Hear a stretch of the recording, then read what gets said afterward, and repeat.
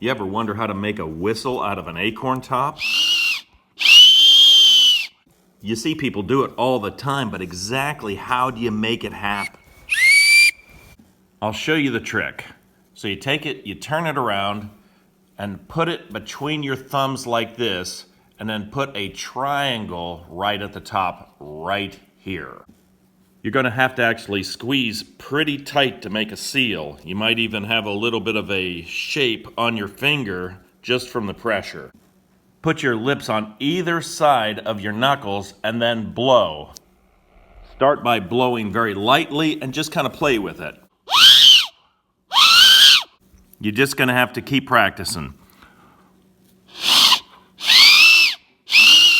It gets pretty loud. Different size caps will give you different tones, but you can also adjust that tone by how hard you blow. Like everything, it takes practice. Last week, I was doing this a lot better with a lot more consistency than I am today. So next time you're walking through the woods and you find an acorn, go ahead and pick one up and give it a try. It's a lot of fun.